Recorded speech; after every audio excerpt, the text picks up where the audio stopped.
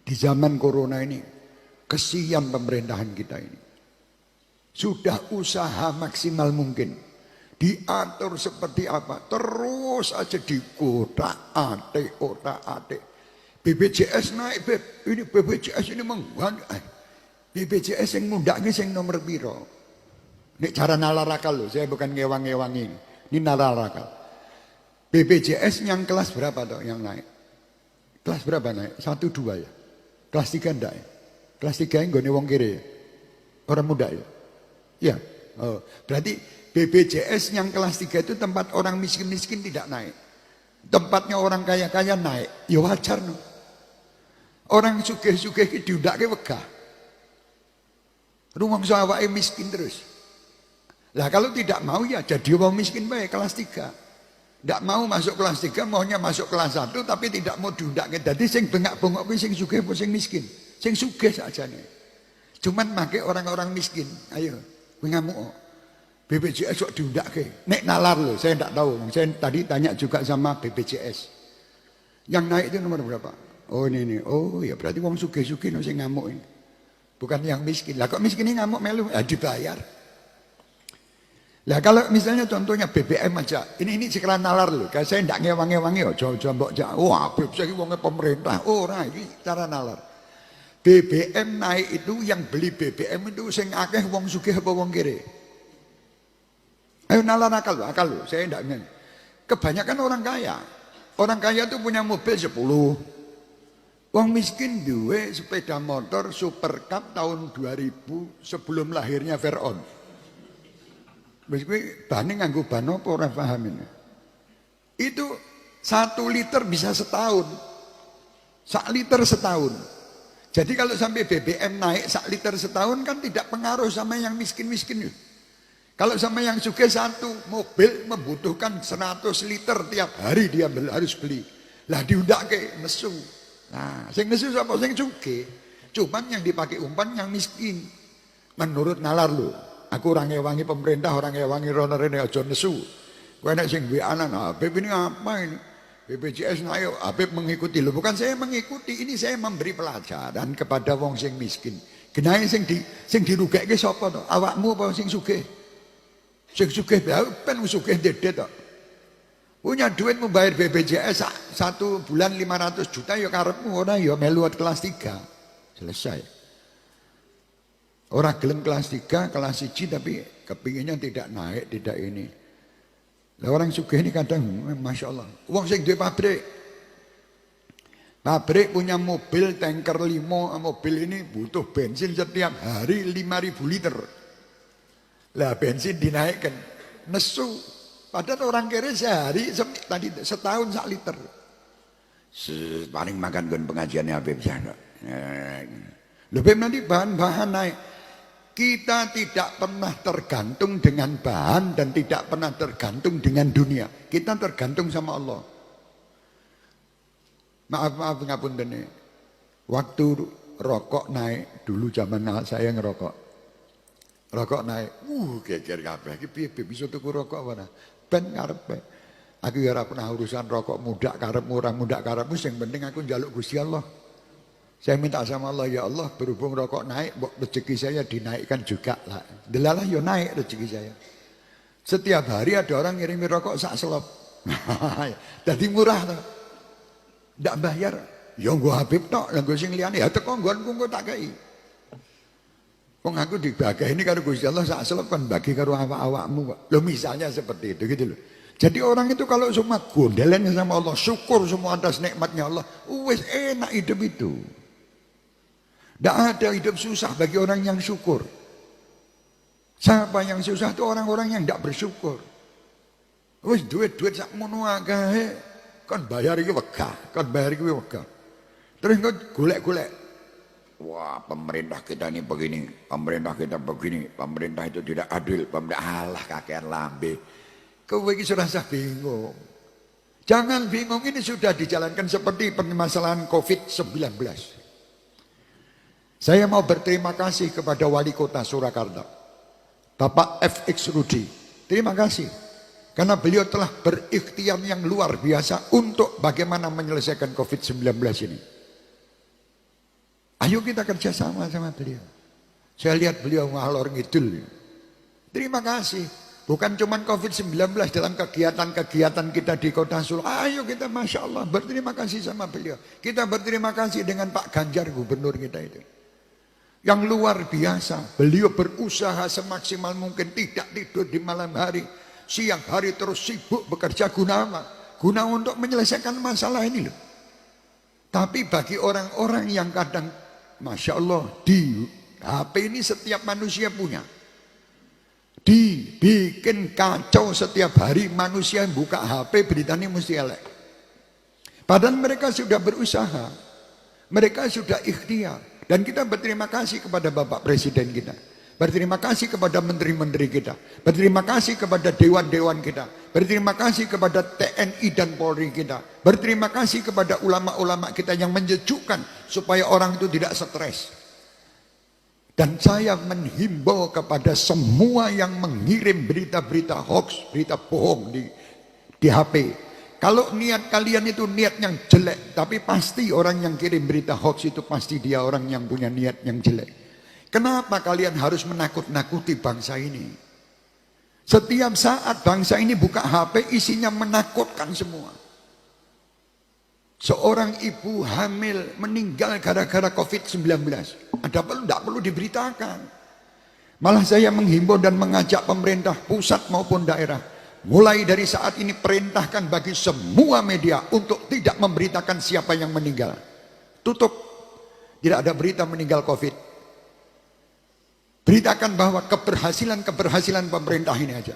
Dan sampaikan kepada mereka-mereka yang membuat berita-berita hoax ini untuk diproses secara hukum. Ini orang gila. Sudah negara kita ini dalam keadaan kacau setiap hari. Bahkan kadang-kadang maaf 1000 kali maaf. Yang membuat berita-berita ini hoax ini palsu. Lawan-lawan politik. Orang-orang yang tidak berpendapat. Jangan. Kenapa kita ini justru dalam keadaan seperti ini. Malah membuat adu domba sana dan sini. Berhentilah mengadu domba. Jangan mengadu domba. Syukuri Indonesia ini luar biasa. Syukuri. Saya himbau juga pemerintah kita, jangan takut hadapi orang-orang yang kira-kira ingin menghancurkan Indonesia. Singkirkan mereka. Kami sebagai warga negara Indonesia, cinta dengan Indonesia. Kami cinta dengan warga Indonesia dan kami terus akan membela Indonesia dengan pemerintahan yang ada. Siapapun mereka. Mari kita bangun Indonesia dengan cinta kasih, pandai bersyukur.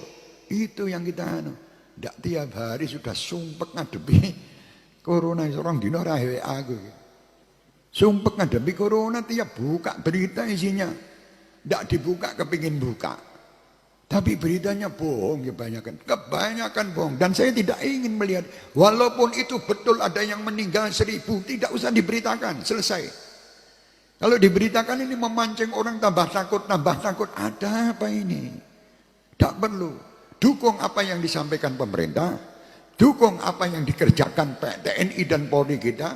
Kita lihat sekarang, saya sudah berapa hari ini, saya berpikir, subhanallah, setiap malam bapak-bapak polisi, bukan saya membela-bela ini, tidak, ini memang kerjaan.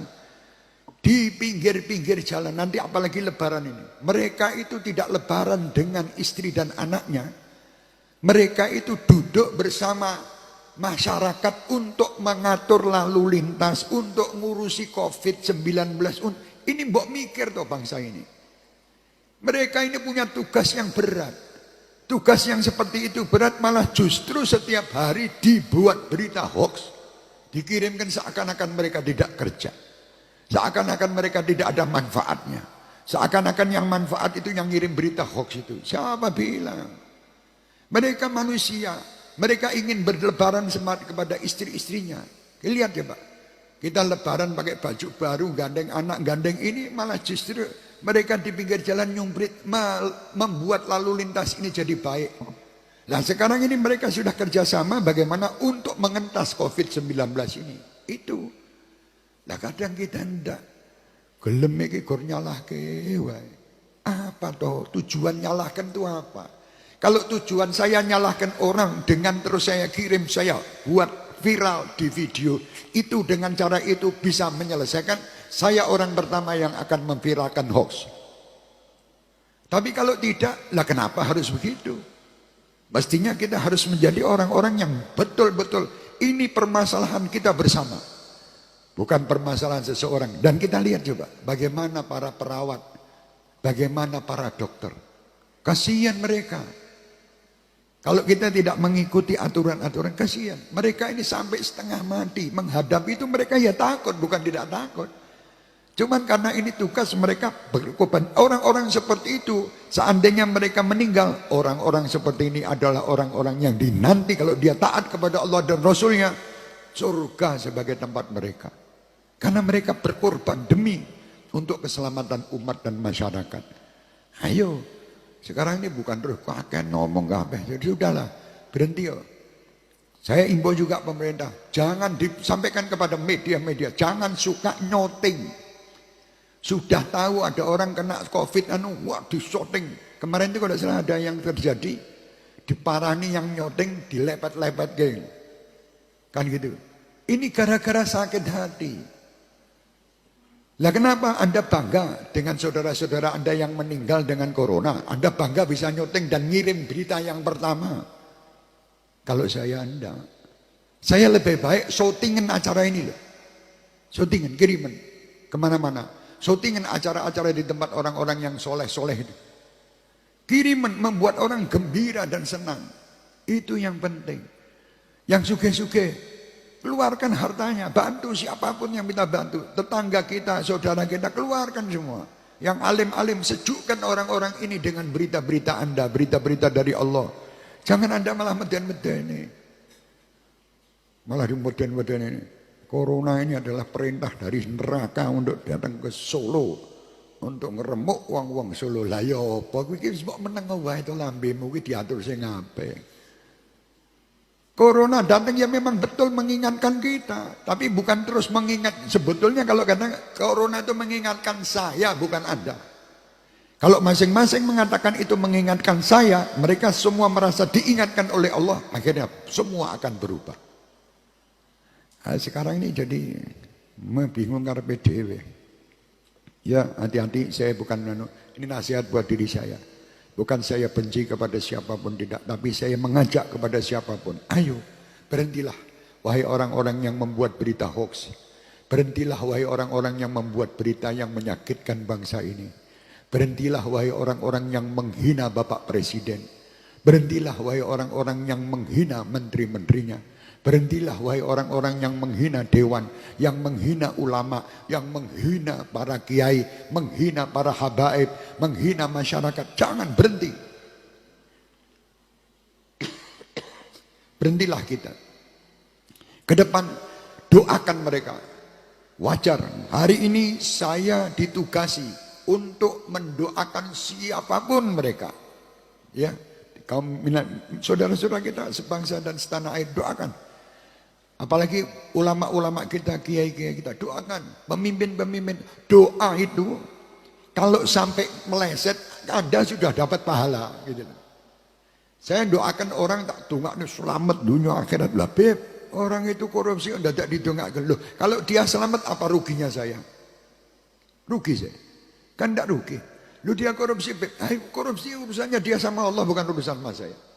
Lu ini uangnya Habib diambil, ya sudah biar uang saya mau diambil, tidak diambil, uang Allah itu juga memiliki kekuasaan untuk memberi saya ganti.